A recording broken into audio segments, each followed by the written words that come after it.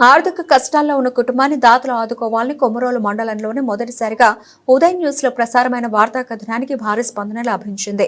ప్రకాశం జిల్లా కొమరోలు మండలంలో మార్కాపురం ఉదయ్ న్యూస్ వారి ఖాతాలో మరో భారీ స్పందన లభించింది. మండల పరిధిలోని కంకరవానిపల్లె గ్రామంలో గ్రామానికి చెందిన సుజాత కుటుంబంలో భార్య భర్తలు ఇరువురు అనారోగ్య సమస్యల వలన వారి కుటుంబం ఆర్థిక ఇబ్బందుల్లో ఉందని దాతలు ఆదుకోవాలని కొమరోలు మండలంలో మొదటిసారిగా వార్తను మార్కాపురం ఉదయ్ న్యూస్ ప్రసారం చేసింది.